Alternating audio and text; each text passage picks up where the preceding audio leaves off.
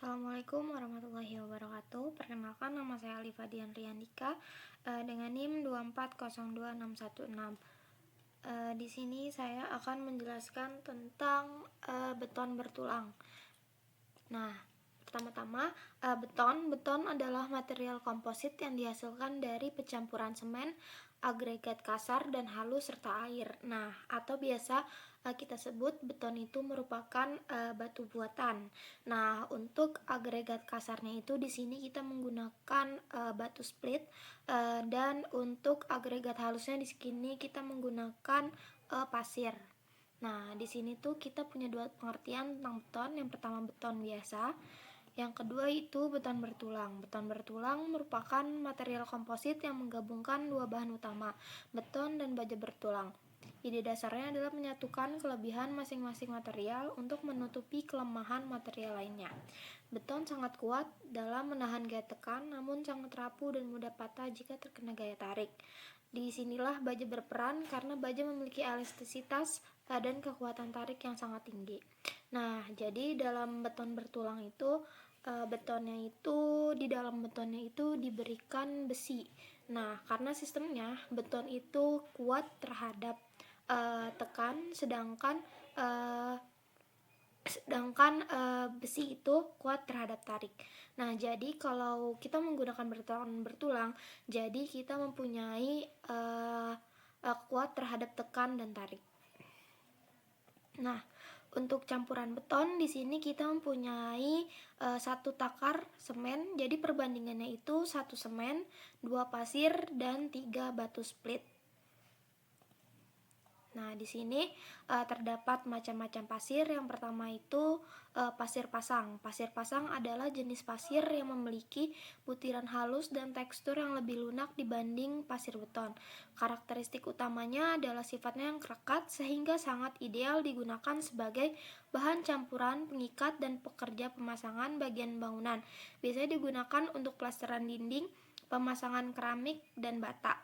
Nah, jadi kalau pasir pasang tuh biasanya digunakan untuk misalnya untuk mengaci.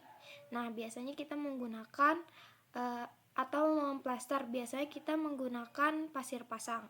Selanjutnya ada pasir cor. Pasir cor atau sering disebut juga pasir beton adalah jenis pasir yang memiliki sertifikasi khusus untuk pekerjaan struktural. Perbedaan dengan pasir pasang yang halus, pasir cor memiliki tekstur yang jauh lebih kasar dan tajam karena fungsinya adalah menjadi pengisi ruang di antara kerikil dalam campuran beton. Selanjutnya kita masuk ke macam-macam semen. Semen itu mempunyai banyak jenis ya teman-teman. Yang pertama itu ada PVC atau PCC. Penggunaannya untuk membangun rumah, ngecor, dak, plaster, dinding. Selanjutnya ada OPC tipe 1, digunakan untuk proyek besar, jembatan, dan jalan beton. Yang selanjutnya ada semen putih untuk dekorasi, pasangan keramik, dan seni. Selanjutnya ada mortar, pasang bata ringan atau hebel agar cepat dan rapi. Selanjutnya terdapat semen tipe V yang digunakan untuk area tambang, rawa, atau lingkungan kimia ekstrim. Selanjutnya kita masuk ke macam-macam batu split. Nah, batu split itu hanya dibedakan dari ukurannya saja teman-teman. Ukuran pertama itu ada 0 sampai 0,5 untuk paving block, batako, atau campuran aspal. Ukuran kedua itu ada 1 sampai 2 cm atau biasa disebut dengan split setengah yang digunakan biasanya untuk cor rumah, balok, kolom, atau dak.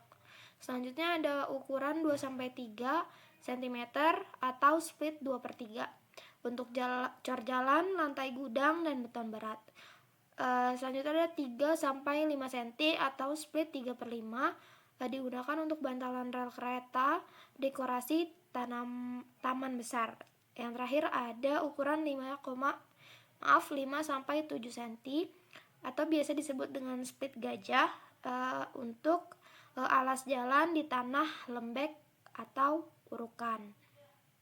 Selanjutnya kita masuk ke mutu beton. Nah, mutu beton adalah klasifikasi yang menunjukkan kekuatan tekan karakteristik sebuah beton. Sederhananya, kita mengenal dua standar penamaan mutu beton. Yang pertama itu ada standar K atau konstruksi yang merujuk pada standar lama menggunakan pedoman PBI 1971 dan standar FC yang merujuk pada standar SNI 2847 2019. Nah, perbedaan kedua mutu tersebut yang pertama itu dari definisinya. Mutu K kekuatan tekan beton karakteristik, untuk FC kekuatan tekan beton diisyaratkan. Nah, untuk beda ujinya, kalau untuk mutu K menggunakan kubus ukuran 15 x 15 x 15 cm atau 15 cm kubik. Untuk benda uji di mutu FC menggunakan silinder diameter 15 cm, tinggi 30 cm. Untuk satuan ukurannya itu kalau mutu K menggunakan satuan kilometer per cm kubik. Untuk mutu FC menggunakan MPa atau megapascal atau Newton milimeter persegi. Nah, untuk standar acuannya yang tadi mutu K menggunakan PBI tahun 1971, untuk mutu FC menggunakan SNI 2847 tahun 2019. Untuk metode perhitungan, untuk mutu K berdasarkan kekuatan tekan bruto, untuk mutu FC menggunakan evaluasi statistik yang lebih ketat. Selanjutnya untuk uji ketahanan beton. Nah, di sini itu kita mempunyai 3 uji. Yang pertama itu ada uji SLAM, yang kedua itu uji tekan, yang ketiga itu uji lab. Kita jelaskan yang uji SLAM dulu. Nah, tujuan uji SLAM itu untuk mengukur tingkat kekentalan atau keenceran adukan beton. Cara kerjanya, adukan beton dimasukkan ke dalam kerucut Abrams. Nih, di sini ini kerucutnya. Lalu kerucut diangkat menurunan tinggi gundukan beton, itulah yang diukur. Nah, kan di sini ada kerucutnya. Di sini yang dikeluarkan betonnya itu. Nah, perbedaan tinggi ini yang diukur. Fungsinya untuk memastikan beton tidak terlalu encer, kelebihan air yang mengurangi kekuatan dan tidak terlalu kental. Nah, kalau keenceran biasanya beton ini pas diangkat dari kerucut ini akan langsung mencair atau meluber. Kalau pas akan kayak gini. Cuman penurunannya tuh cuman sedikit. Nilai normal biasanya berkisar antara 8-12 cm untuk konstruksi bangunan standar. Nah, jadi normalnya itu penurunan dari perbedaan tinggi dari si kerucut dan hasil betonnya itu cuma 8-12 cm. Selanjutnya ada uji tekan. Tujuannya untuk mengetahui beban maksimal yang bisa ditahan beton hingga hancur. Cara kerjanya, sampel beton berupa kubus atau silinder didiamkan selama 7, 14 atau 28 hari dalam air atau curing. Setelah itu sampel diletakkan di mesin tekan hidrolik hingga pecah. Fungsinya sebagai bukti legalitas bahwa beton tersebut memenuhi spesifikasi desain, misalnya memenuhi syarat K300. Waktu krusial. Hasil pada hari ke-28 adalah acuan utama dari kekuatan final beton. Nah, biasanya untuk pengujian ini kita harus menunggu beton itu minimal berumur 28 hari gitu. Selanjutnya ada uji lab. Penerimaan sampel. Sampel dari proyek diberi label, tanggal cor, bagian struktur, dan kode mutu. Penimbangan dan pengukuran bertujuan untuk memastikan dimensi sampel akurat. Terus capping, melapisi ujung silinder dengan belerang cair agar permukaannya rata sempurna saat ditekan. Eksekusi atau tata cara uji lab. Mesin akan mengeluarkan grafik hubungan antara beban, gaya, dan pendekatan deformasi. Untuk laporan hasil uji berupa dokumen resmi yang ditandatangani oleh ahli lab sebagai syarat pencairan termin proyek atau izin kelayakan bangunan. Selanjutnya, hal yang mempengaruhi mutu beton. Yang pertama itu kelebihan air. Nah, beton akan encer, dampak terhadap betonnya itu beton akan encer, mudah dikerjakan tapi sangat lemah. Kalau kekurangan semen, nah semen ini fungsi semen pada pembuatan beton itu, semen diibaratkan sebagai lem yang akan mengikat agregat kasar dan agregat halus. Dampak terhadap betonnya itu beton rapuh dan daya ikat akan kerikil lemah. Lalu banyaknya lumpur, dampaknya semen tidak menempel, beton mudah rontok atau keropos. Tanpa vibrator, hanya rongga udara. Tanpa curing, dampaknya muncul retak-retak di permukaan karena suhu panas. Nah, di sini ada penjelasan tentang zona elastis dan plastis. Nah, zona biasanya untuk yang ini teman-teman. Bentar ya. Nah, untuk yang standar K ini biasanya kita berada di zona elastis teman-teman. Sedangkan untuk yang FC kita sudah masuk ke zona plastis. Nah, untuk sekarang biasanya kita menggunakan di zona plastis gitu teman-teman. Mengapa kita menggunakan zona plastis? Karena kita ibaratkan zona elastis itu sebagai karet. Nah, kalau karet itu kita tarik sedikit, pasti karet itu akan kembali lagi ke bentuk semula. Nah, kalau di bangunan kita menggunakan pedoman elastis ini, sekali diberikan gaya atau misalnya gempa gitu, bangunan akan langsung hancur. Sedangkan kalau kita menggunakan konsep plastis, kalau bangunan itu dikasih gempa, terjadi gempa, maka bangunan itu tidak langsung hancur teman-teman. Jadi bangunan itu akan retak terlebih dahulu sehingga manusia atau orang yang ada di dalam gedung tersebut mempunyai waktu untuk menyelamatkan diri. Nah, biasanya kita menggunakan konsep di plastis ini untuk bangunan tersebut gitu teman-teman.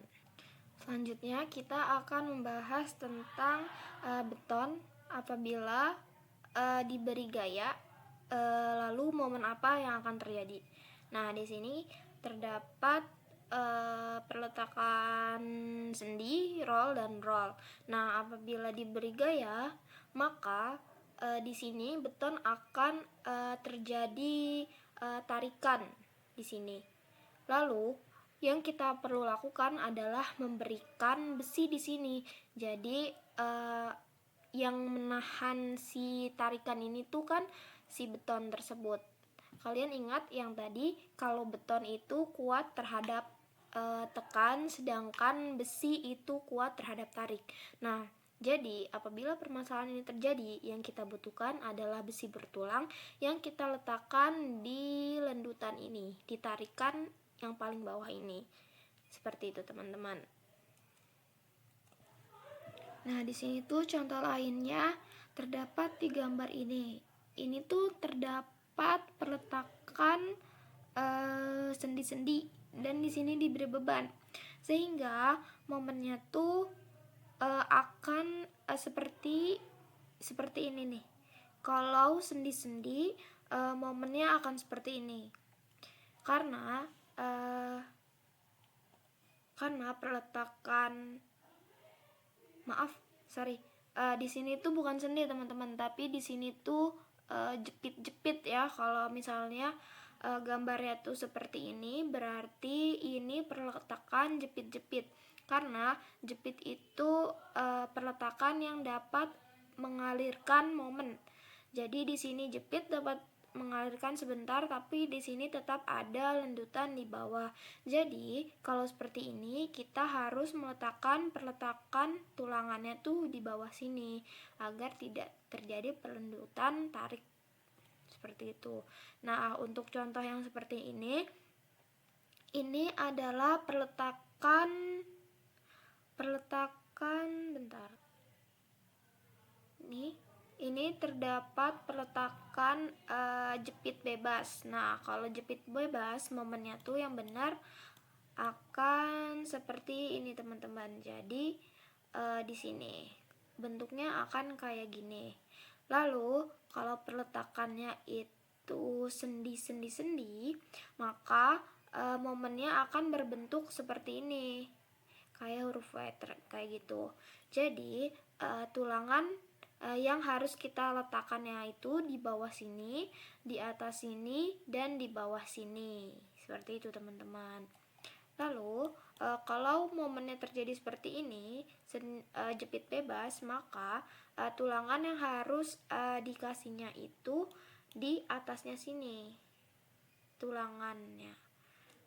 Sekian penjelasan dari saya, kurang lebihnya mohon maaf. Wassalamualaikum warahmatullahi wabarakatuh.